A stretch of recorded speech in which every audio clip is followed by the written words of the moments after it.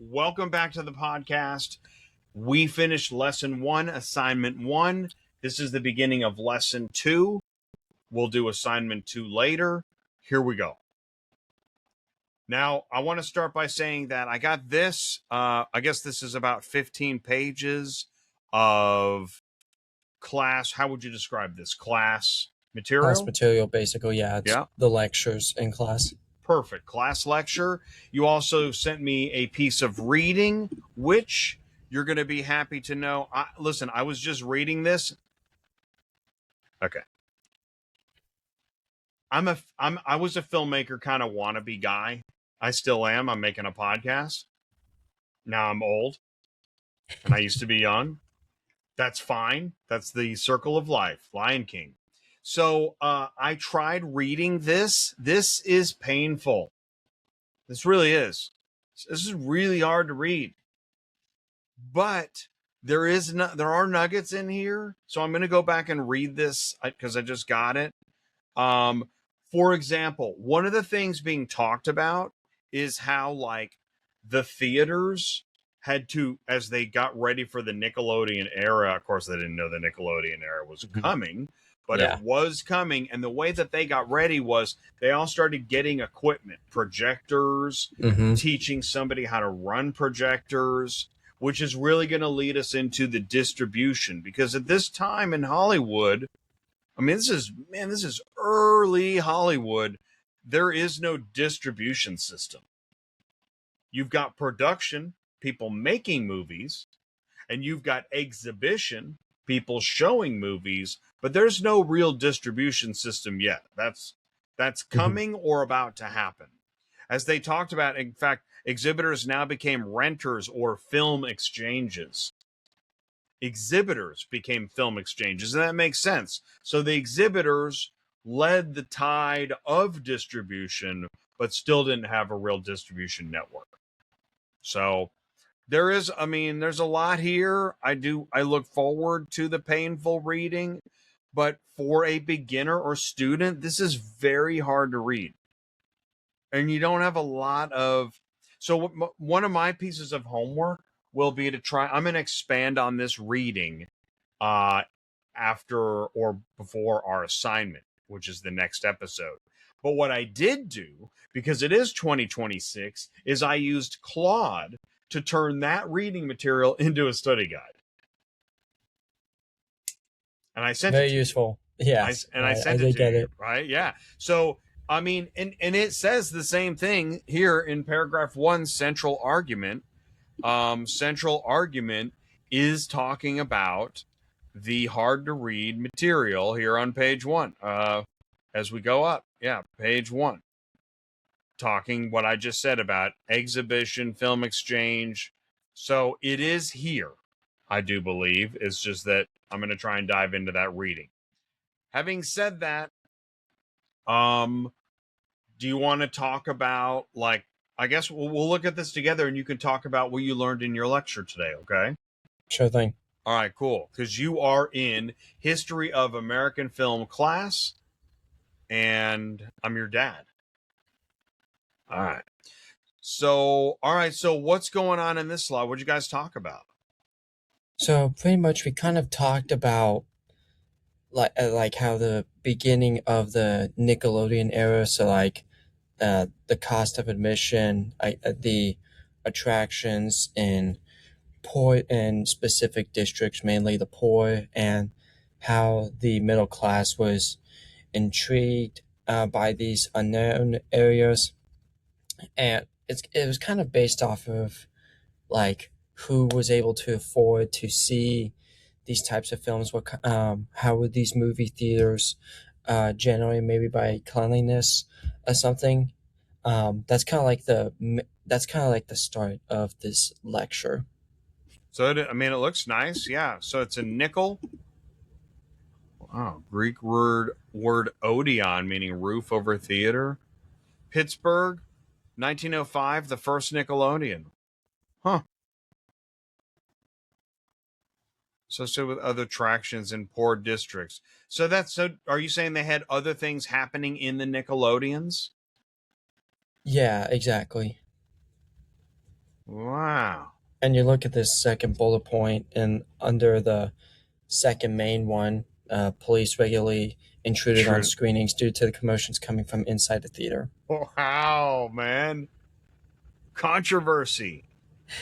That is so interesting. I didn't know that. Shocked to realize lower classes found their own forms of entertainment unsupervised by the churches. Whoo, gads. Nickel madness, crowds of men, women, unsupervised children. Wow, these places were crazy. So this is like the early rave scene, dude. Exactly. Theaters were understandably dark. Oh yeah, they smelled bad. Wow. Middle class was called for more regulations, sanitary conditions. Wow. God knows what was going on. Filmmakers began to make risque body, lowbrow films. Sure. This is so interesting. Good heavens, he's going to the theater. Rather than go after the filmmakers who mostly shared middle class upbringings, those with social control went after the theater owners. Campaigns against certain films, police raids. This is crazy. Reached a boiling point in 1908 in New York City when every movie theater in the city was closed during Christmas. Wow. Very strange, it feels. Wow, I can't wait to read the article. Let's see what the study guide's got. Because again, they're talking about, so the article, I guess, contains very different information. So we'll come back to that in a minute. This is still all about like police crackdown. City ordinance allowed Nickelodeon theaters to be licensed as common shows as opposed to vaudeville and stage. City ordinance allowed Nickelodeon theaters to be licensed as common shows as opposed to vaudeville and stage. Plays films under. I'm surprised they didn't price them out more since they were, placed films under the licensing bureau's jurisdiction, not the police. Police complained, so the mayor revoked all Nickelodeon license. William Fox led the legal efforts to reopen the theaters. William Fox. Now that's a name. I think that's Fox. Yeah, and we talk about him later in the slides. Cool. Yeah, he was like a big deal. Like, this is the Fox, right? Yes, the Fox. Whoa. Probably what? Is that New York City? Or yeah. Okay. If I remember correctly, I believe it is. I know. Okay, I think it is. Yeah, it is. It is Fox. Edison, Biograph, and the rest of the MPPC were activated, setting up their own. Wow, we've already got a motion picture censorship. Wow, the MPPC. Censorship Board 1909. God, that didn't take long. Very quick. Right? That's crazy. Yeah. It's because they hated the end of the teddy bears. The MPPC hoped it would end social groups trying to police their films. National Board of Review of Motion Pictures. Every week, a dozen upper-class men and women attended a private screening and decided what was acceptable. Oh my gosh. MAGA. Roughly 20% of the films were not approved, citing obscenity. You've heard of the PMRC in the 80s, right? With explicit lyrics. This is literally the same thing. This is crazy.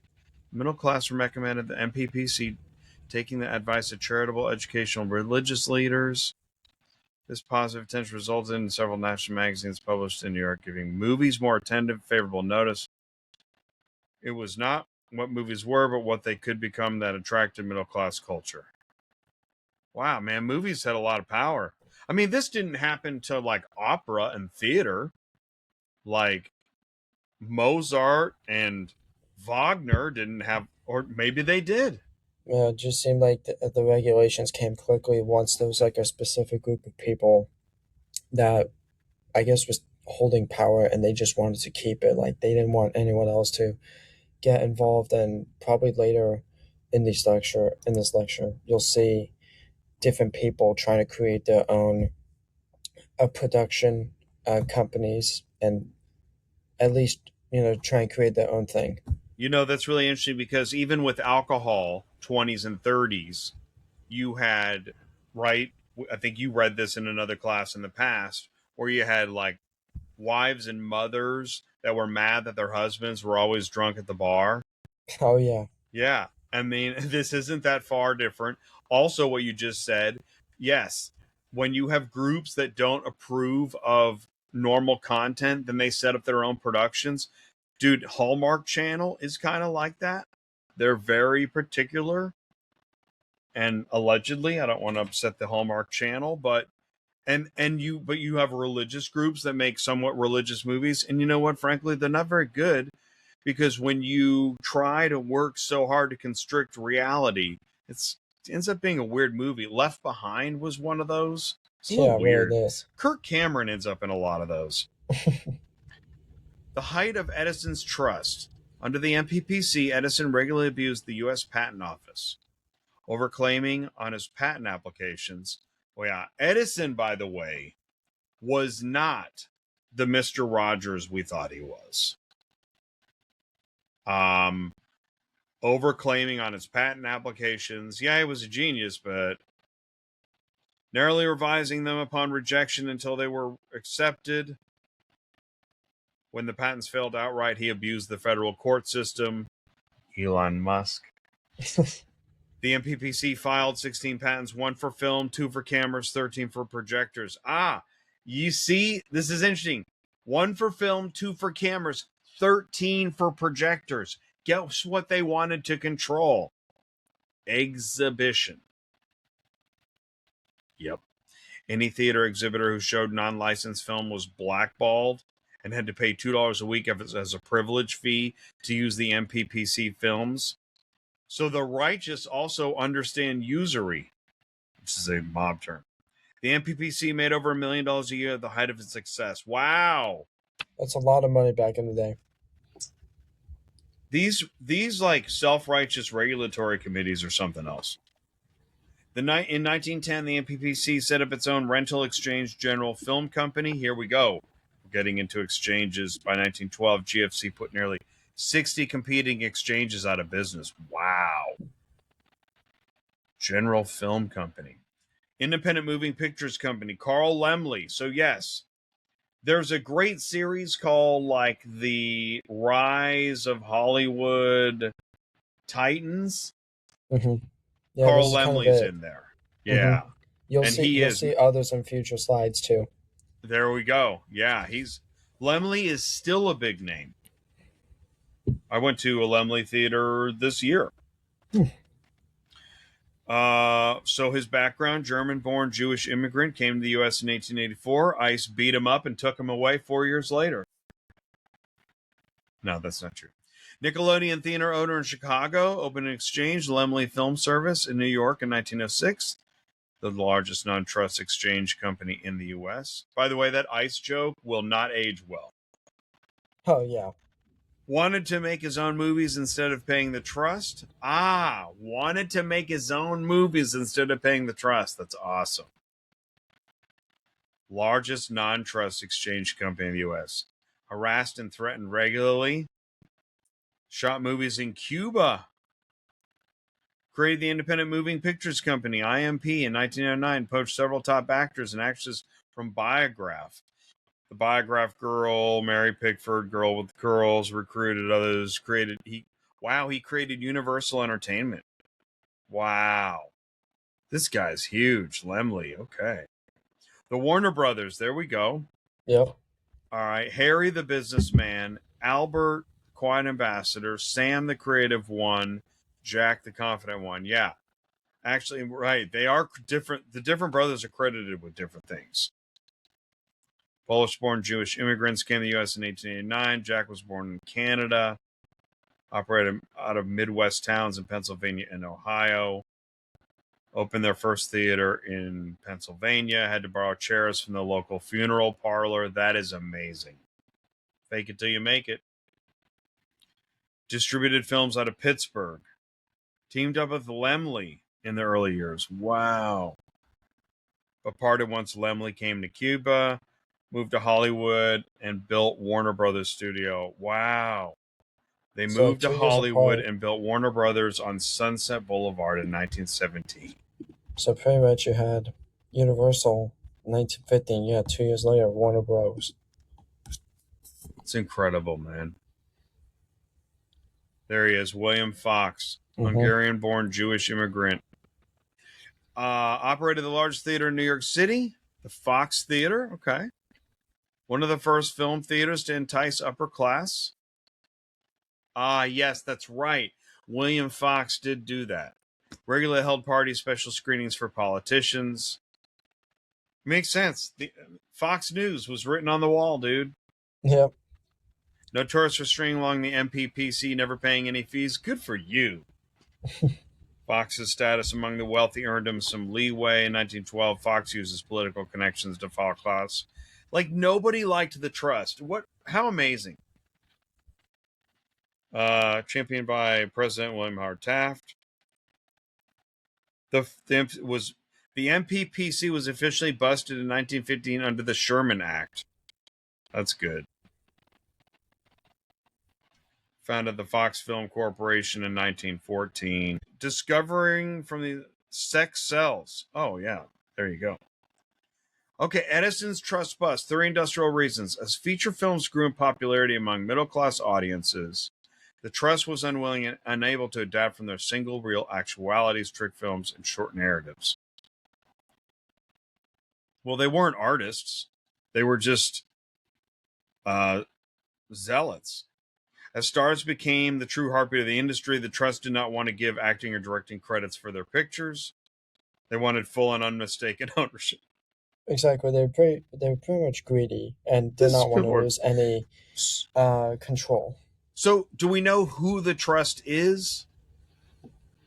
I mean, it's none of these guys, right? I think it had something to do with like one of the earlier lessons. Because I know I saw it. Okay, I guess I'm gonna Google that. Like I found it. Lesson 1.3. The Motion Pictures Patent Company.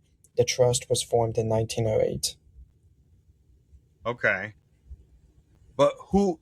So MPPC, right? It's the MPPC trust, right? But who are these people? A powerful corporate cartel? I feel like it had something to do with Edwin Porter. It's Edison. It's the inventors of the technology. Of course. You know what I mean? Like, that is so interesting. So the inventors of the technology, not the artists. They're not the artists. They wanted to control it but they're not the artists. That is so interesting. Wow, and the biggest supplier of film stock, Eastman Kodak. So the tech guys wanted to shut down the artists. That is interesting, man. And they had a lot of money. Yeah. So they were that'd be hard, man. I mean, that would take a lot to break the trust. How did they even do it?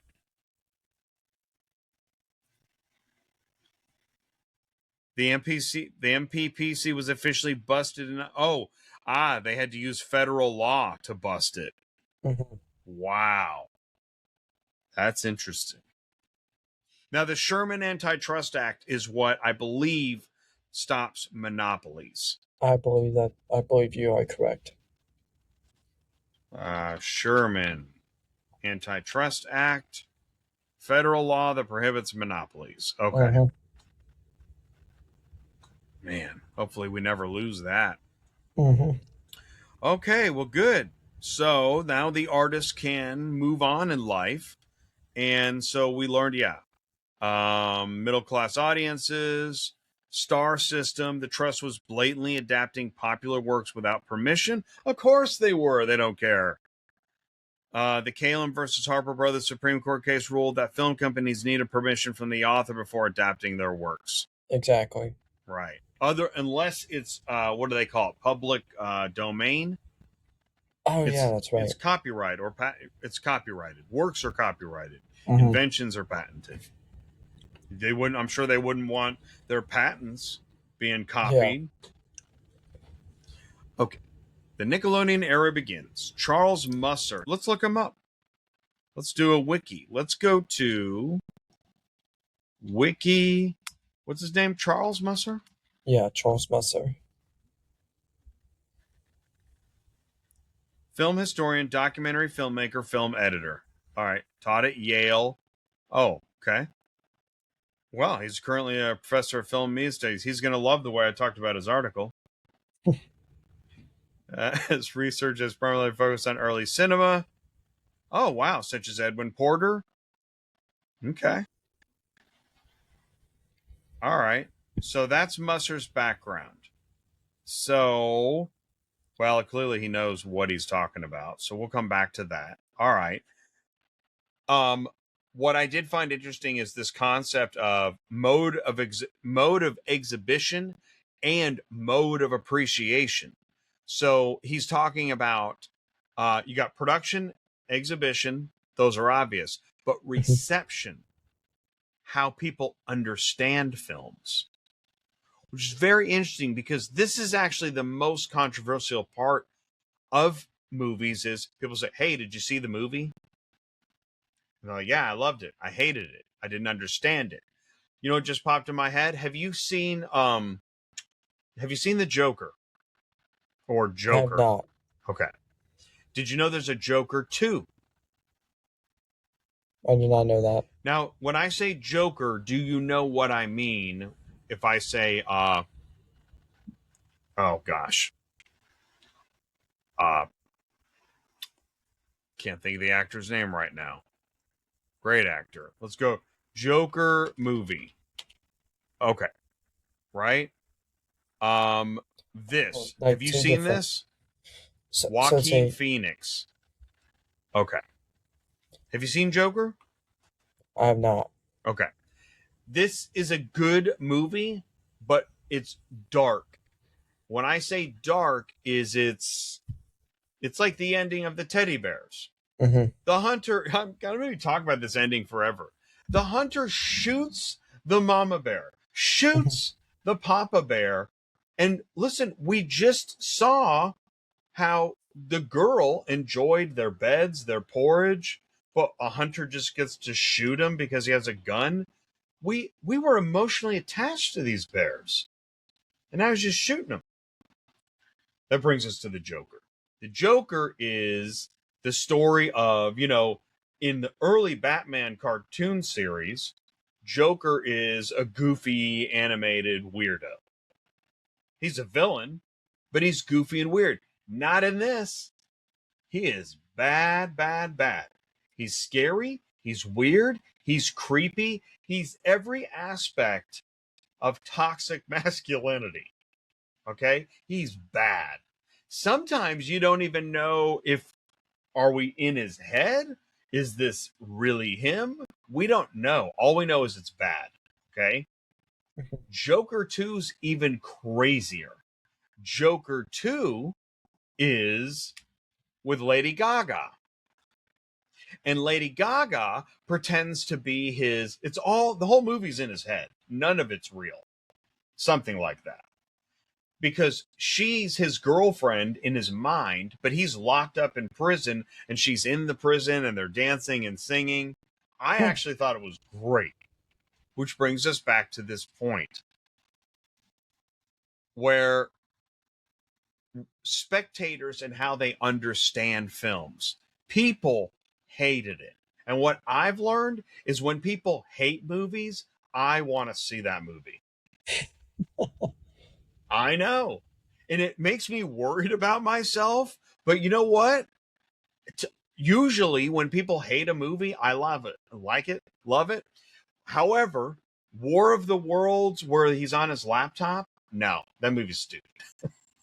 I don't know if I've seen that one. Yeah, it's dumb. Ice Cube is on his laptop with COVID.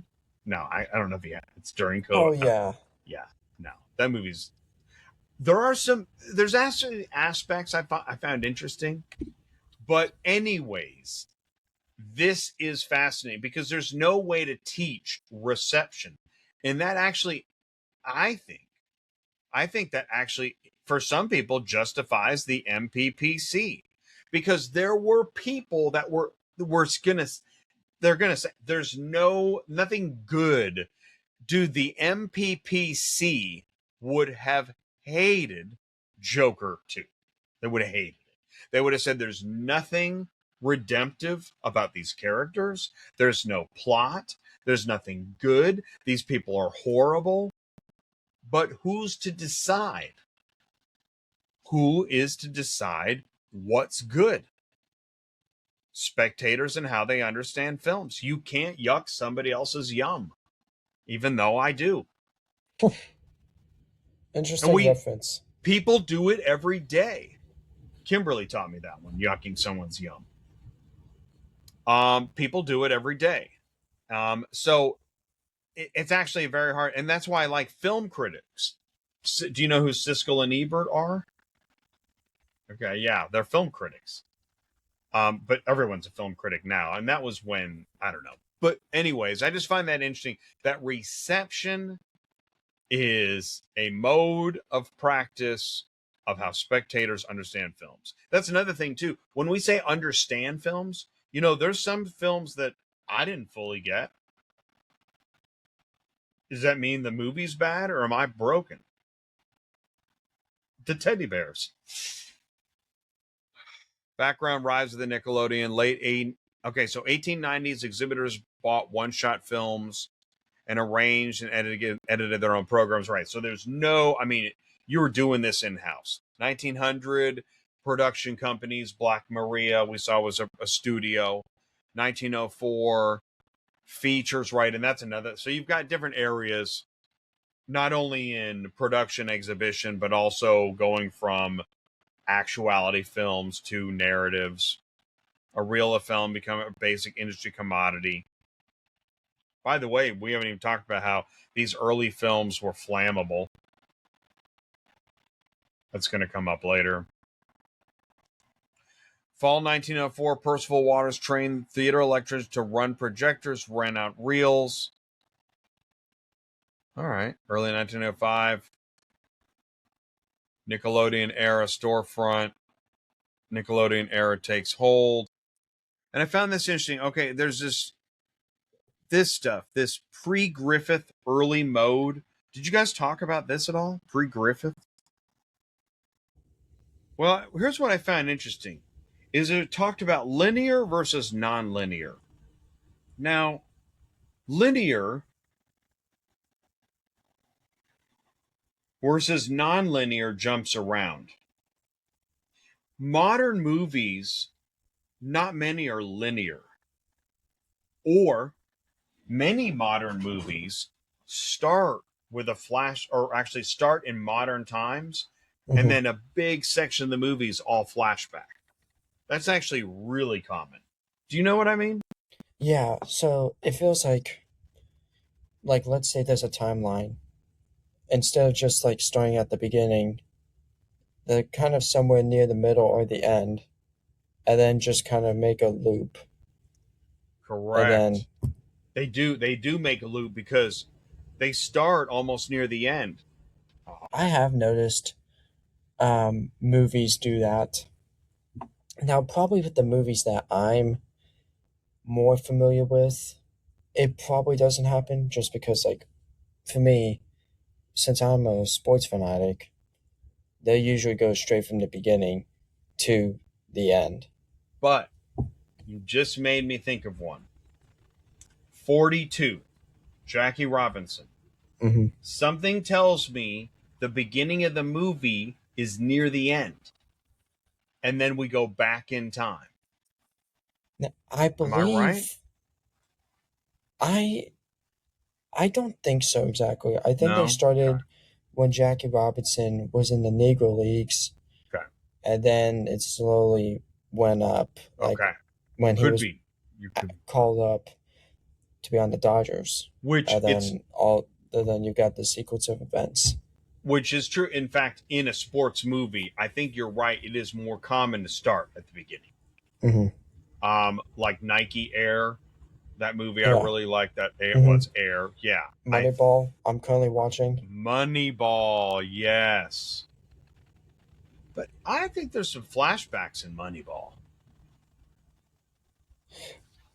I can't be At sure least, though, well, from what I but remember, I think you're right. It's in the it beginning. starts in 2001, Okay. Yeah. and then it goes to When 2002. the It's A's like are there's no, total losers, right? yeah, that like Yeah. there's no flashback. Okay. It's And continuous. um or like Field of Dreams. I don't think there's any flashbacks in that one. I think it's linear. Hmm.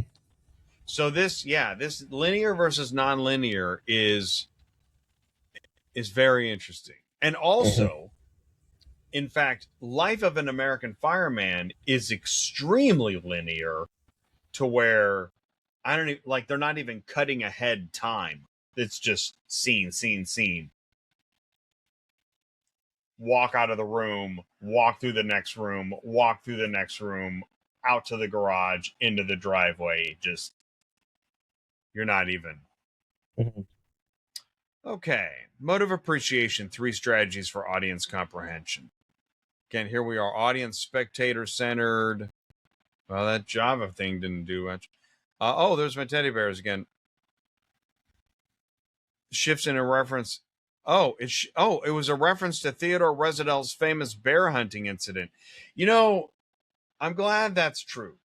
This is one of pop culture at the time doesn't age well because people later don't know what the pop culture was. Yeah, It's that's a almost good like, point. right? So if your movie has pop culture references, it should come with a warning, which is Hmm. silly. But yeah, that is because I didn't know that. But now I'm sure it makes much more sense. It's a way better ending. Uh, Limitation, production company strategies, narrative redundancy. Ooh, that's repetition with variation, like Hallmark Channel. Always a single mom, always a single dad, have kids on vacation, falling in love. She's extremely successful. He's goofy, has an amazing hobby, loves to cook. I The feel like end. there's some. I feel like there's some like streaming services that will kind of do that so much, or maybe just like some productions Well, that this just specifically focus on that. this actually gets into, you see, like for example, Bloom Bloomhouse always makes weird horror movies, right? They did Five Nights at Freddy's, Oh, the let's see, production and it's Bloomhouse. not a knock against them. I mean, if you got a good flavor ice Yeah, cream, keep making the ice cream. I see. Yes, okay. I had to search it up, Scorsese and but his crime yeah, movies, so, yeah, that sounds about right. I think, well, if Spielberg it's a loves theme, sci-fi. hmm Yeah, I mean, Charlie Chaplin movies were all kind of similar. Hitchcock. Hitchcock never made a comedy, although okay. Um, I honestly think we've covered most of the lesson for hmm now. Unless, do you want to share your screen? Audience comprehension, narrative redundancy, exhibitor based strategies, sound effects, talking pictures. Oh, good. Yeah. Thanks for doing that. And then you get into mechanized talking pictures. Oh, intertitles. Right. Intertitles, which is those right screens with words on them. Oh, okay. We haven't gone into that yet. I wonder Ah, if we probably will at some point. yeah.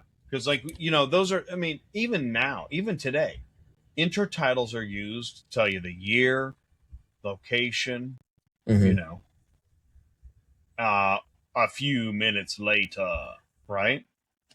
Yeah. 60 seconds, whatever. Breakdown of the early system, Nickelodeon frontiers, shift toward linear temporality, parallel editing, cross cutting. So, yeah, shot, reverse, D.W. Griffith's Fatal Hour. Lonely Villa. Yeah, so I was curious what this is. Matching action across most situations. The shot became fully supported to the overall narrative rather than a self-contained unit. Oh, wow. So this gets probably into cinematography, where you're really, you're paying attention to the composition and you're making sure that you're, because that's one of the things too, I think in the early film, they just, a shot was a shot. Although I still could tell there was still cinematography even in the films we watched last. Musser's disagreeing with other scholars. Well, here you go. You're always going to have disagreement of opinion. Not everyone's going to like Joker 2.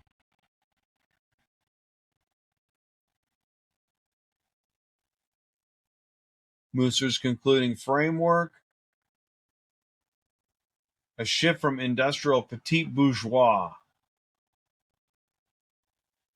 to mass production. There we go. Musser frames Edwin Porter as representative of the industry's old guard. Yep. Someone who continued relying on the exhibitor and pre-Nickelodeon narrative conventions, resisting linear temporality. Wow. Edison filmmaker. Oh, names. No, okay. So Edwin S. Porter, Edison filmmaker. D.W. Griffith, biographer, director credited with perfecting linear temporality, parallel editing, and matching action. Wow. So he's like a Directors Guild kind of guy. W. Stephen Bush, advocate for the film lecture as a tool for audience comprehension and theater differentiation. That's interesting.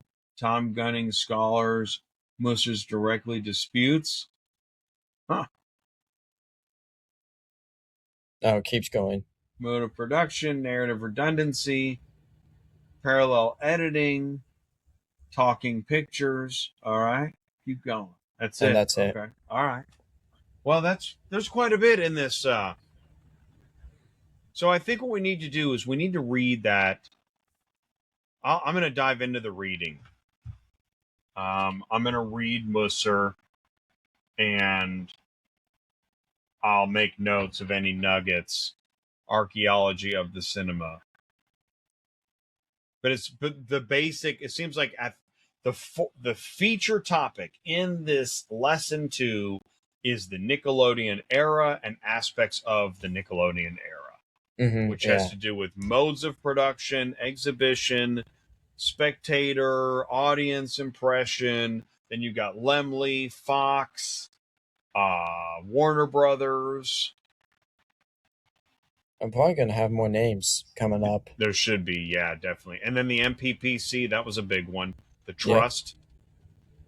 Wow, all of this is happening. They're in the 1914, 1915. Okay, all right. So we haven't hit 1920.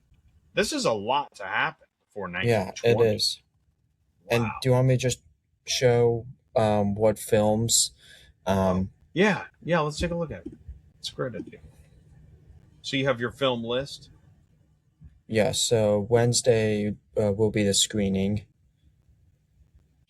Yeah, these are the 4. Country Doctor, The Lad from Old Ireland, Musketeers of Pig Alley, and Suspense. Look, Griffith directed 2 of them. This is going to be good. This is going to be way different from The Blacksmith. Yeah.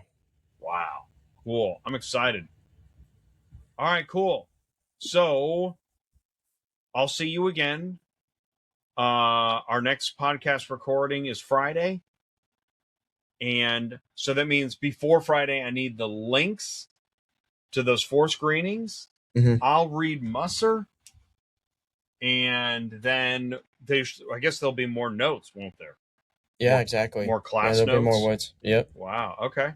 This is great. Yeah. This is easy history of American film for students. This is the end of lesson 2. Look for the next, which is assignment 2. Stay tuned. We'll see you then.